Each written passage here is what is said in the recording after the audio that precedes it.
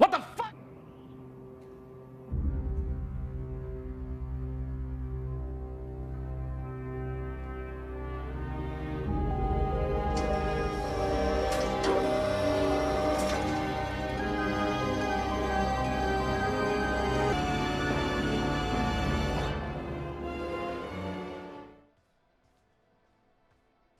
Hello and welcome back to the channel. I'm going to jump straight into this. Let's just be blunt with this. So off the back of the Ratchet and Clank is now coming to PC, I'm trying to get my head round why Sony are allowed and just it's acceptable that they can be so misleading. So picture the scene, if you will. A console's about to launch, a next generation console. You've got sort of that generation at that time. Let's say you've got a PlayStation 4. PlayStation 5 is about to release. You want to know what it is, why you should spend £500, dollars, whatever, on the next gen console. What reason should you buy? Not only just upgrade and buy this console, but why you shouldn't buy any other console, why you should buy that console. You want to know why. So Sony comes out and tells you why. They basically say this.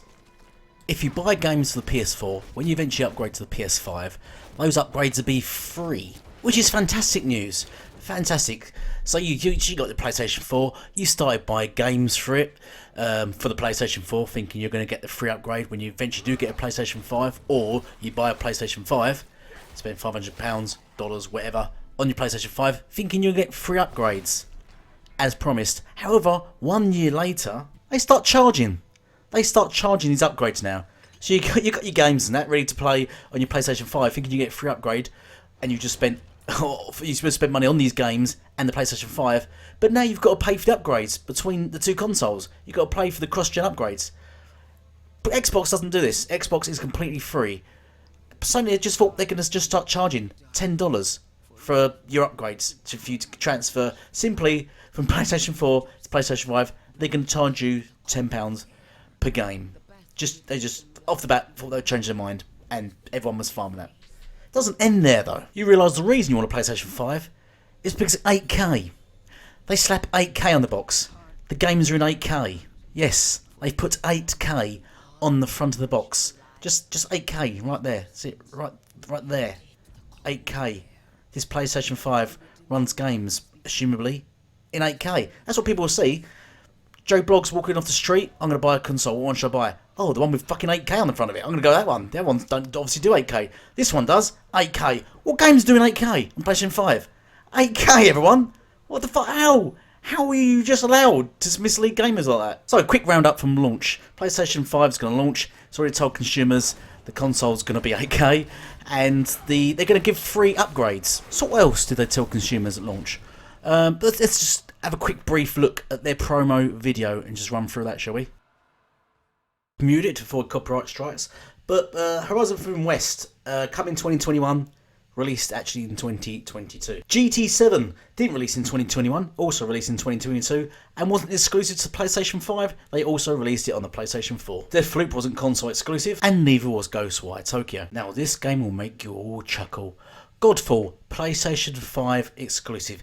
Do you know why it's PlayStation 5 exclusive? Do you know what they told you before the game launched? They told you the launch of the PlayStation 5, why to buy PlayStation 5? And why to buy this game? Because Godfall was being tailored to only run on the PlayStation 5 console, only on the next gen console, because they actually specify the SSD of the PlayStation 5 is so powerful, only the PlayStation 5 can run this game. Less than 1 year later, the game comes to PlayStation 4.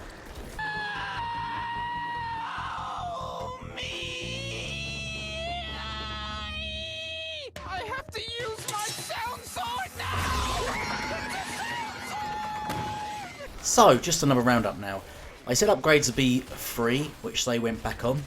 They said games like Gran Turismo 7 and stuff will be exclusive to PlayStation 5, so you need to buy a PlayStation 5. They went back on that, that was also a lie. They put 8K on the box. They said Godfall will only be on the PlayStation 5 because the PlayStation 5 is so powerful, the SSD is so incredible that Godfall of all games can only run on the PlayStation 5. But then they put the game on PlayStation 4. PlayStation 4 doesn't even have SSD. So, Magic?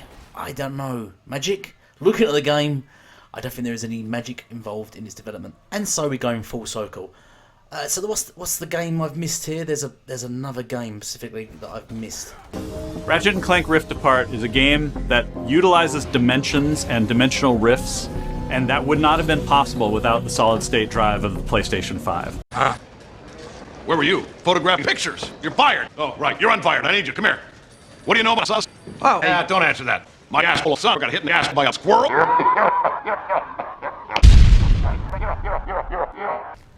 I'm living in some sort of alternate reality here. My head's just blown. So 2 years later, it turns out that Ratchet and Clank didn't need to run on the PlayStation 5 its magical super duper SSD, which it sold to its players. It said, buy my console for £500, magical SSD, all these games can only run on it. Only to then go on to other platforms later on down the line that don't have this SSD. So I don't get why Sony are given this. Not only there's just this lie, but they've come out sort of a while back and said this game could just run on the PlayStation 3.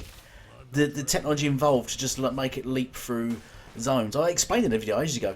It isn't that technical. It doesn't require an SSD. And it's just been proven. It's going to PC and it's just going to be just a normal HDD. It's not going to be. It's not. You can play it without an SSD. It's that simple. There is. I can't really explain it anymore because it's a lie, and I'm unsure how and why Sony are allowed to continuously, just especially at the launch of their consoles, just make up stuff. They just make up shit, and people say, "Oh, it's just marketing. Xbox should do it." Xbox should just start lying to their consumers, and that'd be okay if Xbox just say, "Xbox Series X, play it. It runs all games, 8K, 120 FPS. All games are going to be free." Buy a console, you get Game Pass free, everything's free, the console's free, all you have to do is give up $500, everything else is free, the games, everything, and we send a woman around your house to massage you while you play games, and not just your back. Can you imagine just Xbox just that? Consoles would be flying off the shelves, of course they would. And why would the PlayStation 5 consoles be flying off the shelves? They have been. Why? Because when a consumer base is told, I know you get the shield out there, they literally, I've on Twitter seen PlayStation fans say they don't care that they was lied to. They've literally messaged saying, I don't care I was lied to, I just want to play their games.